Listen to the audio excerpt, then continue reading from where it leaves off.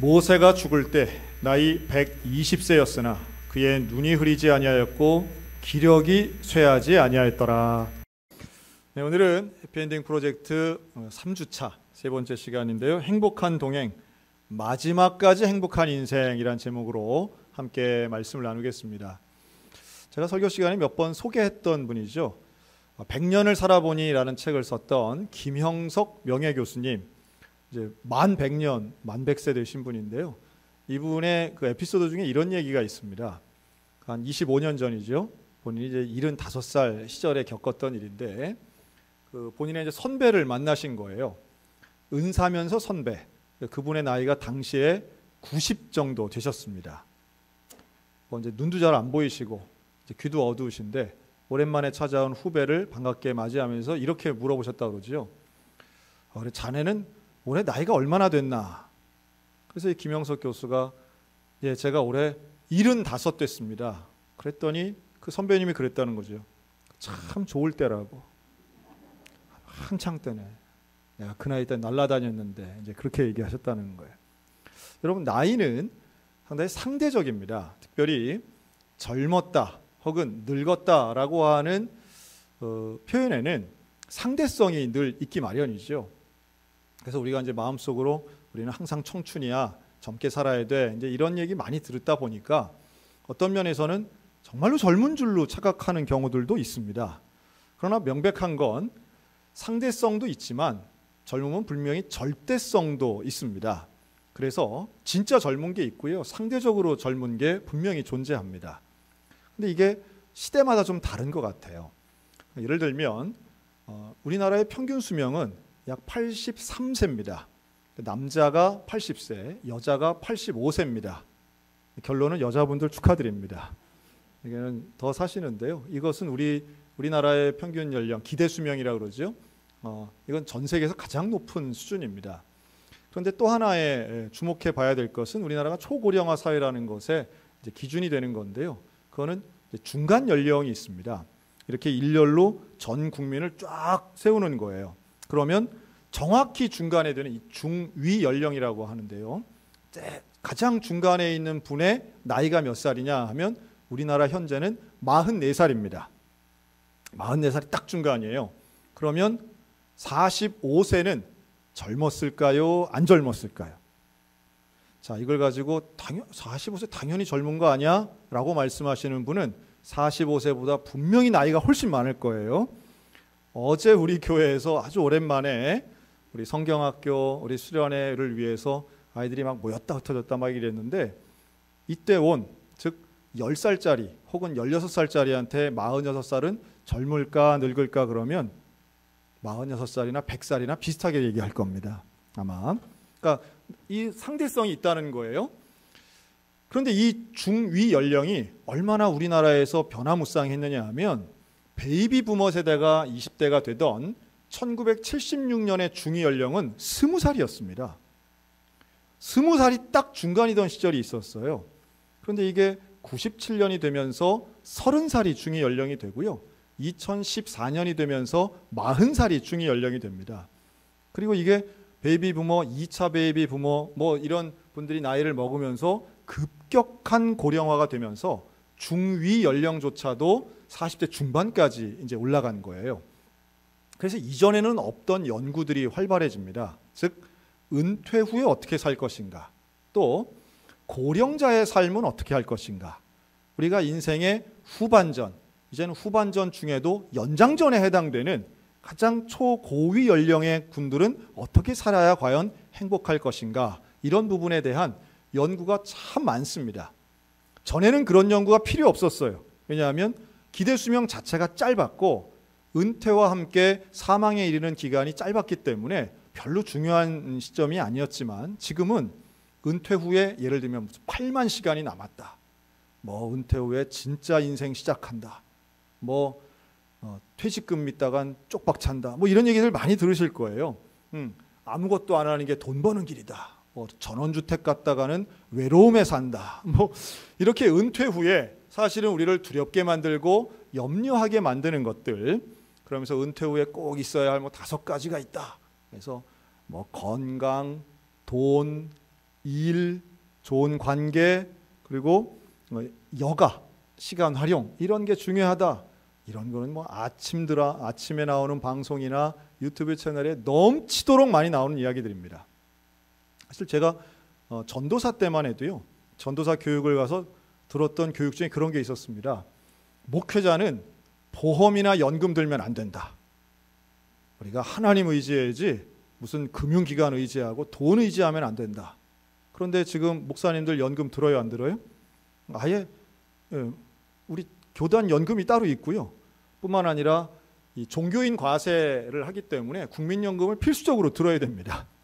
또 우리 대한민국 국민이라면 모두가 의료보험 들어야 되는 거죠. 그러니까 이건 법제화가 되어 있고 이건 실크 좋고의 문제가 아닌 겁니다. 경제에 대한 관념도 시간에 따라 분명히 달라지는 면이 있고 옳고 그름의 문제가 아닌 여기에는 지혜가 분명히 필요한 거죠. 다만 저는 뭐 연금 이야기나 혹은 재테크에 대한 건 전 전문가도 아니고 알 수 없어요. 하지만 오늘 성경을 통해서 정말 최고의 아름다운 노년을 지낸 한 명 모델을 제가 제시하고 싶은데요. 그가 바로 모세입니다. 특별히 오늘 읽은 민수기에는 아주 특별한 표현이 하나 나와요. 모세가 120세까지 살았는데 120세. 글쎄 우리 중에 120세까지 사실 분이 뭐 계실진 모르겠으나 중요한 건 모세는 죽는 순간까지도 건강했다라고 하는 겁니다. 그의 눈이 흐리지 않고 기력이 쇠하지 않았다라고 말씀해요. 우리가 대개 시력의 노화는 40대 중반부터 대개 다 온다고 이야기합니다. 그래서 뭐 노안 정도가 아니라 백내장, 녹내장, 이 시력의 노화는 누구에게나 피할 수 없는 일인데 그런데 모세는 놀랍게도 시력이 흐릿하지 않았다는 거예요. 그래서 느보산 꼭대기에서 온갖 거를 다 보는 것으로 지금 나옵니다. 그리고 더 재밌는 건 기력이 쇠하지 않았다는 거예요. 실제로 신체 기능에 부족함이 없고 근력도 힘도 충분히 있었던 사람이 바로 모세였습니다. 우리가 모두 원하는 거죠. 여러분 우리 사랑하는 소양교회 성도들은 하나님 나라 가는 그날까지 건강할지어다. 기력이 쇠하지 않는 은혜가 임할지어다. 이야, 자식들한테는 벌벌 떠는 소리인가요? 이게 우리 할아버지 그렇게 오래 살면 안 되는데 이게 아니에요. 사실은 이 모세에게 임한 건 특별한 은혜이기도 합니다. 그런데 이것을 한 의료인이 한 20년 정도 된 책인데요. 모세의 건강이라는 책을 쓴 게 있더라고요. 그래서 제가 흥미로워서 한번 봤더니 모세가 건강할 수 있었던 이유가 있는 거예요. 첫째는 모세는 정기적으로 운동했답니다. 뭔 운동을 했나 보니까 광야에서 못 타고 다녀요? 걸어 다니는 거예요. 그리고 여러분 광야 가보신 분들은 알겠지만 광야가 그렇게 평지가 아니에요. 이 모세가 갔던 광야길은 말 그대로 풀도 나무도 없는 정말 높은 산을 많이 올라갑니다. 그러니까 이게 뭐 아주 심폐기능하고 근력을 키우는 이제 요즘 하면은 등산하는 거죠. 모세는 평생 걸어 다닌 거예요. 40년. 그 앞에 40년도 사실 목동으로서 양을 치면서 광야 생활을 했기 때문에 평생 걸었다. 두 번째는 모세는 음식 조절을 했다는 거예요. 여러분 광야에서 모세는 뭐 먹었을까요?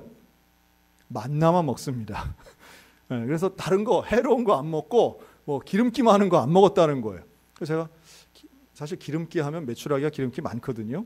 근데 듣고 보니까 되게 설득력이 있긴 한데 그러면 모세만 그렇게 했어요? 아니면 이스라엘 사람 다가 그렇게 했어요? 200만 명이 전부 다 그렇게 살았는데 모세만 사실은 특별한 건강과 장수를 경험했다 이렇게 봐야 되겠죠. 저는 오히려 그러한 음식이나 운동 되게 상식적인 이야기고 우리가 조심해야 될 부분이긴 하지만 오히려 모세가 운동하고 만나 먹었다는 부분에서 저는 오히려 좀 해석의 부분에 이렇게 생각하고 싶습니다. 하나님은 모세를 책임지신 분이었다라고 하는 거예요. 먹는 것, 쓰는 것, 또한 건강의 부분에서도 하나님은 모세를 책임져 주셨죠. 우리의 노년도 사실 연금도 중요하고 건강도 중요하고 뭐 다 중요합니다. 그러나 하나님이 책임져 주시지 않으면 우리가 아무리 대비하고 준비한들 사실은 소용없다는 거 우리는 잘 알고 있습니다. 대비도 필요하지만, 준비도 중요하지만 하나님이 책임져 주시는 노후라고 하는 사실을 기억하시기 바라겠고, 그 하나님의 도우심과 책임지심을 의지하여 일생을 마지막까지 경주하고 완주하는 믿음의 성도들 되시기를 주님의 이름으로 축원합니다. 그런데 저는 오히려 모세에 대해 두 가지를 말씀드리고 싶어요. 모세는 첫째로 끝까지 일하는 사람이었다라고 하는 거예요. 끝까지 일하는 사람. 그럼 우리가 일하는 거 되게 중요합니다. 다만 여기서 말하는 일이라고 하는 건 돈 버는 일을 꼭 말하는 건 아니에요. 그러니까 우리는 일한다 그러면 돈 버는 일만 생각하는데 그게 아니에요. 끝까지 우리가 뭔가에 집중하여 일할 수 있는, 성경적인 용어로 보면 사명이라고도 할 수 있고요. 또는 우리가 일상의 용어로 한다면 내가 뭔가 배우고 연구하는 일이라고 볼 수 있습니다. 저는 노년에 있어서 일하는 분들과 일하지 않는 분들로 나누어서 생각합니다. 특징은 뭐냐 하면, 일하는 사람들의 특징은 미래를 이야기합니다. 내일을 이야기하고 계획을 세웁니다. 좀 더 잘해보기 위해서 연구하고 공부합니다. 반면 일하지 않는 사람은 시간을 지냅니다. 시간을 보내는 거예요. 그래서 사실은 의미 있고 풍요로운 시간을 채우기 위해선 당연히 일해야만 합니다. 조금 종교인답게 이야기한다면 우리는 성경을 읽어도 연구하는 마음으로 읽어야 하고요. 기도를 하더라도 깊이 있는 기도를 해야만 합니다. 하나님을 만나는 영적 경험, 이것도 과거의 경험을 그저 반복해서 이야기하는 수준이 아니라 오늘 내게 임하시는 하나님의 말씀, 내일 내게 허락하실 하나님의 은혜를 사모하고 간구하는 거룩한 욕심이 있어야 된다라고 하는 거죠. 그리고 21세기 요즘의 현대인들에게 있어서 가장 많은 시간을 보내는 게 뭘까 한번 생각을 해봤어요. 20세기 노인들은 텔레비전 많이 봤습니다. 근데 지금의 어르신들은 스마트폰도 많이 하세요. 많이 합니다. 그런데 그 중에서도 스마트폰을 어떻게 활용하는가, 저는 우리 젊은이도 어린이도 지금 다 매체는 똑같아요. 20세기 20대도 텔레비전 많이 봤어요. 21세기의 어르신들이 보는 매체 똑같아요. 그런데 이걸 어떻게 활용하느냐에 따라서 일하는 사람이 될 수도 있고 일 안 하는 사람이 될 수도 있습니다. 제가 오늘 한 가지 팁을 하나 알려드리겠습니다. 여러분 카톡들 많이 하시죠? 또 유튜브도 많이 보시죠? 예, 지금 전화가 오는 건 천천히 받아서 이렇게 소리 줄이시면 돼요. 그런데 그렇게 카톡을 받아서 사람들과 함께 카톡 메시지를 많이 주고받으실 겁니다. 대한민국 국민이 하루에 주고받는 게 수억 건을 주고받습니다. 자, 그런데 여러분들이 보낼 때에 카톡 메시지를 누군가에게 받은 게 있어요. 내용이 너무 좋아요. 이게 참 유익해요. 아이고, 세상 누구도 가르쳐주지 않는 참 감동적인 정보예요. 그것이 아름다운 배경음악과 함께 때로는 낙엽, 때로는 감, 때로는 한시, 때로는 그림과 함께 이렇게 정성스럽게 우리 카페 회원들을 통해서 내가 받은 게 있어요. 여러분 이거 우리 자녀들, 가족들 사랑하는 마음으로 전달해야 될까요? 안 해야 될까요? 제가 전달하지 말라는 게 아니에요. 팁을 알려드립니다. 디지털 정보라고 하는 것은 복사해서 붙이기 하는 건 아무에게도 감동이 없습니다. 아무리 귀한 정보, 아무리 가치 있는 이야기라 할지라도 누구나 접근할 수 있는 정보에서는 아무 감동이 없어요. 여러분 여기에는 반드시 내 이야기가 들어가야 됩니다. 내가 이것을 가공할 수 있는 연구와 노력과 시간이 들어가야 됩니다.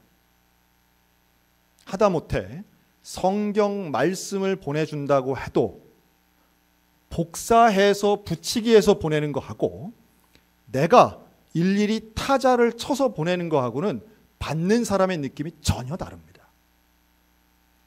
건강한 삶을 위한 20가지 지혜 이래가지고 음악이 땡땡땡 나오면서 하는 거 있죠. 받은 나에게는 참 감동이 됐어요. 그런데 이것을 누군가에게 전해줄 때는 나의 연구와 생각이 들어가지 않은 소위 말해 쉬운 과정을 통해서 전달되는 정보는 그 누구에게도 감동이 잘 안 돼요. 여러분, 하나를 보내더라도 신경을 쓰는 것이 이 초개인화 시대에 필요한 연구고 그게 바로 일하는 사람들의 특징입니다. 들을 귀 있는 자는 들을지어다. 하여튼 상처 안 받으셨으면 좋겠어요. 그래서 사진도 마찬가지예요. 조금 초점이 안 맞더라도 내가 찍은 사진을 보내는 것과 남이 찍어서 올린 것을 그저 공유해서 보내는 거랑 천지 차이입니다.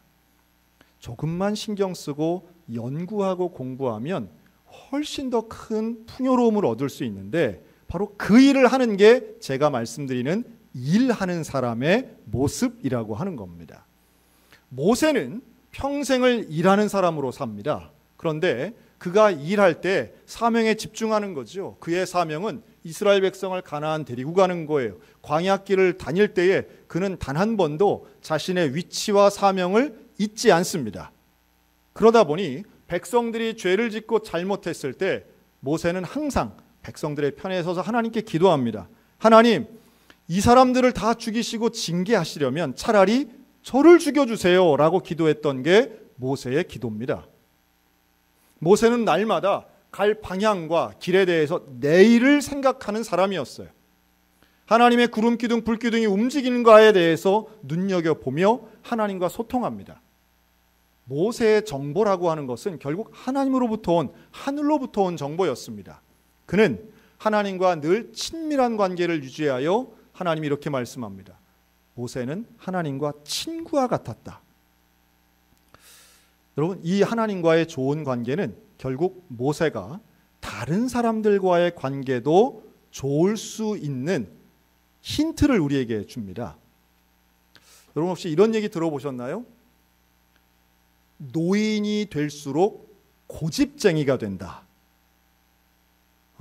고집쟁이가 된다. 이 감정의 기복이 젊을 때와 다르다는 거예요. 그래서 쉽게 서운해하고 또는 화를 잘 내기도 하고요. 또 평생 그렇지 않았는데 우리 남자분들 중에는 나이 들어서 시도 때도 없이 홈쇼핑 보다가도 눈물 흘리시는 분들이 있습니다. 뭐 이렇게 음식이 나오는데 저거 우리 옛날 우리 엄마가 해주신 거라면서 우시는 분들. 그러면 가족들은 좀 당혹스럽죠. 왜 이러시나? 뭐가 문제가 있는 것 아닌가? 그러나 이건 너무도 자연스러운 모습입니다. 소위 말해 심리적 노화가 온 거예요. 과거에 젊을 때는 별거 아니게 넘길 수 있었던 것이 심리적 노화를 경험하면 예민하게 반응한다고 하더라고요. 또 있습니다. 젊을 때는 변화하는 게 좋아요. 어제는 파란색이었다면 오늘은 빨간색 한번 경험해보고 싶은 게 젊은이들의 모습입니다. 반복하는 거 별로 좋아하지 않아요. 그런데 나이가 들수록 사실은 익숙한 게 더 좋습니다. 그래서 집에서 쓰는 물건들조차도 바로 거기에 있어야 하고 그 제품이어야 하고 그러한 어떤 모습에 그 시간에 그런 형태의 스타일이어야 된다라고 하는 거죠. 되게 어르신들 방에 가면 방의 구조가 절대 안 바뀝니다. 가구나 쓰는 물건들이 그대로 존재해야만 편하다고 말씀하십니다. 이것을 정서적 최적화라는 용어를 쓰던데요. 그러니까 이것도 자연스러운 거예요. 뭐 계절마다 막 인테리어 바꾸자, 뭐 위치 바꾸자 하는 거는 신혼부부들이 하는 거고요. 어르신들은 바꾸지 않는 게 좋은 거예요. 여러분, 이러한 취향의 자연스러움의 변화를 아는 건 지혜입니다. 쓸데없는 갈등 일으키지 않는 방법이기도 합니다. 자, 그런데 라이프 스타일에서는 이게 가능한데요. 사람과의 관계에서는 이게 참 쉽지 않아요. 언제나 나는 중심에 있었다 생각하시던 분들이 소위 말해 젊음은 좋고 세련되고 지혜롭고 필요하고 늙은 것은 쓸데없고 불필요하고 중심이 아닌 주변 인물로 전락한다라고 생각하는 이 외로움이 사실은 더 마음을 무너지게 만들 때가 있습니다. 그러나 오늘 모세를 통해서 우리가 좀 지혜를 배운다면요, 모세는 이스라엘 백성들 중에 나이가 제일 많았어요. 아론 한 사람을 빼면 나이가 제일 많았어요. 그러다 보니 모세는 항상 무슨 일을 해도 광야 40년 동안 자기보다 젊은 사람들과 함께 생활합니다. 여러분, 내 또래와 생활하는 게 쉬워요? 나보다 젊은 사람들하고 생활하는 게 쉬워요? 여러분, 젊은 사람하고 생활하는 게 뭐 우리같이 장유유서 지금 이제 그런 것도 다 없어졌잖아요. 쉬울 것 같지만 절대 쉽지 않습니다. 가치관이 다르고 말투가 다르고 관심이 달라요. 사실 쉽지 않아요. 세대가 다른 세대와 함께 대화하고 소통하는 것은 누구도 쉬운 일이 아닙니다. 그런데 이 부분에 있어서 모세는 성공한 사람이에요. 모세는 자기보다 훨씬 세대가 낮은 사람들, 젊은 사람들과 소통했고 이들과 함께 대화함으로써 끝까지 풍요로운 인생을 살게 됩니다. 어떻게 이게 가능할까요? 저는 목회를 하면서 항상 교회는 사실 더 고령화가 된 곳이기도 하니까요. 저는 교회에서 저보다 연세 많으신 분들 참 많이 겪었습니다. 지금은 그래도 제가 나이가 들면서 많이 따라갔어요. 그러나 처음 부교육자는 물론이고요. 담임 목회 시작할 때도 저희 아버지보다도 훨씬 연세 많으신 분들과 함께 의논하고 일을 하는 데 있어서 참 감사한 장면들을 제가 여러 경험했습니다. 나이의 차이를 느낄 수 없을 정도로 젊은 세대와 소통하시는 분들을 발견할 때 저는 정말 존경심이 듭니다. 여자분이건 남자분이건 이렇게 자기보다 훨씬 연소한 사람들과 소통할 수 있는 분들의 공통점을 제가 지난 25년간의 연구를 통해 공통분모 한 가지를 찾아냈어요. 유레카. 여러분, 이것만 잘 기억하시면 앞으로의 관계 맺음에서 큰 성공을 거두실 거라고 저는 확신합니다. 다른 거 여러 가지 이야기하는 바들이 많습니다. 세상에서 말하는 나이가 들면 이분 다물고 지갑을 열어라, 하루에 3번 씻고 향수를 뿌려, 이런 것들이 있습니다. 그러나 그런 것보다 사람을 대하는 태도에서 한 가지만 제가 제안한다면 그것은 바로 존댓말을 쓰는 겁니다. 존댓말을 쓰는 것은 얼마나 위대한 일인지 몰라요. 최소한 우리 한국 사람에게는. 나보다 나이가 어리고 젊은 사람에게 존댓말을 쓰면서 존중해 주시는 분들은 어디를 가든 어르신으로 사람들이 보실 겁니다. 하나만 더 한다면 말은 존댓말을 하되 듣는 것에 있어서 수용하시면 소통이 됩니다. 저를 한번 따라해 주시겠어요? 내 말에 토다는 놈 받아들이자. 놈만 있는 건 아니더라고요. 그런데 나이가 들수록 왜 고집스러워 보이느냐 하면요, 내가 말하는 것이 잘못됐다고 하는 상대방을 만나면 더 이상 대화를 안 해요. 여러분, 이 부분만 극복하시면, 저는 토단다라고 말했지만 전문 용어로는 그거를 말대꾸라고 합니다. 그런데 여러분, 그 순간을 놓치시면 안 됩니다. 말대꾸는 대화의 한 부분이에요. 한쪽이 대꾸가 없으면 그건 대화가 아닙니다. 일방적 명령이지요. 그런데 누군가 나보다 나이가 어린 가족이 되었건 후배가 되었건 혹은 교인이 되었건 누군가 나에게 말대꾸를 한다는 것은 나와 대화를 시도한다는 시그널로 여러분 보셔야 되는 거예요. 이것을 건방지다, 날 무시하냐 이렇게 생각하시면 대화가 되지 않습니다. 이게 생각보다 어려운 분들 참 많습니다.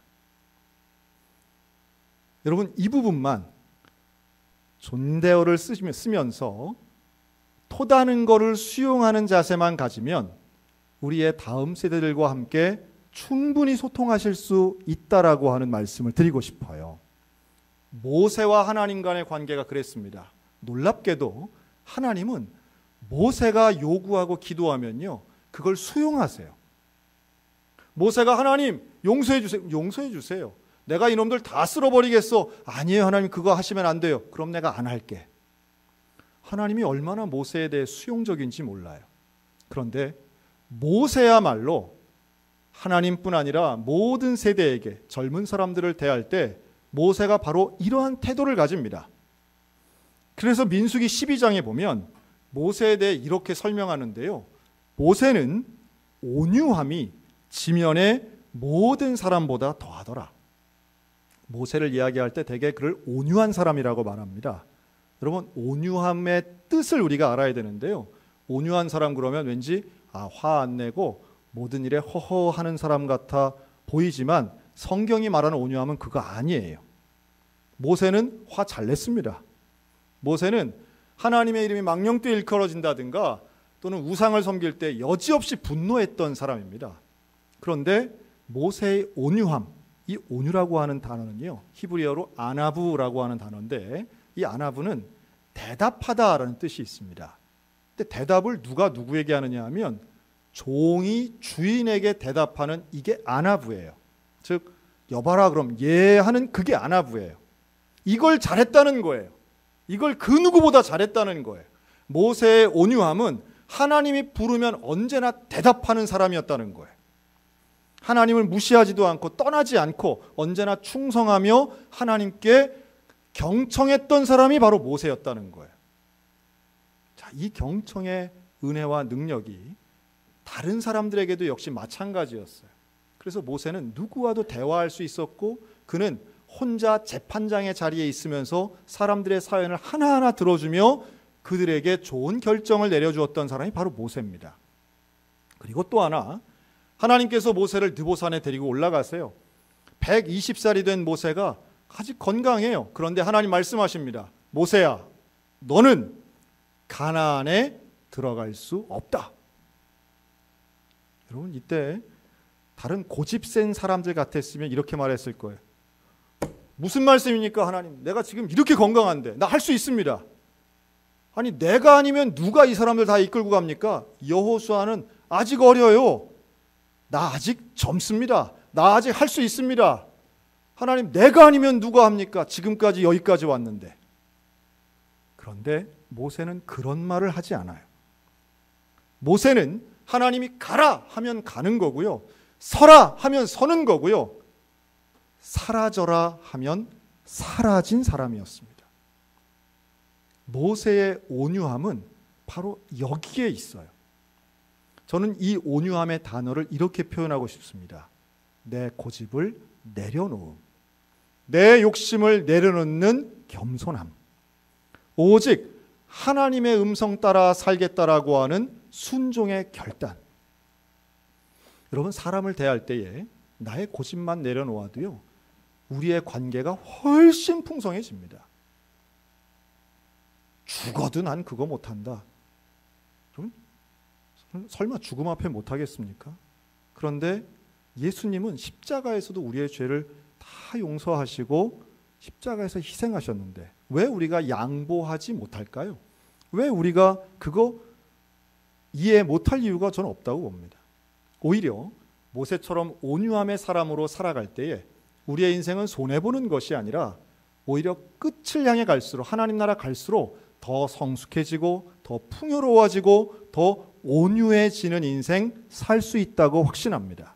우리 모두에게 이러한 모세와 같은 지혜가 임하시기를 우리 주님의 이름으로 축원합니다. 하나님이 모세에게 왜 그렇게 특별한 건강을 주셨을까? 바로 온유함에 있다고 저는 봅니다. 마음의 온유함, 영적인 온유함이 여호와 하나님과 명확하게 연결되어 있었던 모세였기 때문에 그는 하나님의 책임의 안에 있었고 언제나 강건했으면서도 하나님께 순종했고 교만하지 않았던 것이지요. 오늘 우리들도 인생의 노년으로 가면서 더 비참하고 외로운 삶이 아닌 하나님과 동행하는 더 강건하고 풍요로운 삶, 사람들을 대하거나 하나님을 대할 때 온유한 삶, 그래서 그 누가 보더라도 가장 온전한 삶을 살아가는 이 시대의 믿음의 백성들 우리 소양교회 사랑하는 성도들 다 되시기를 우리 주님의 이름으로 축원합니다.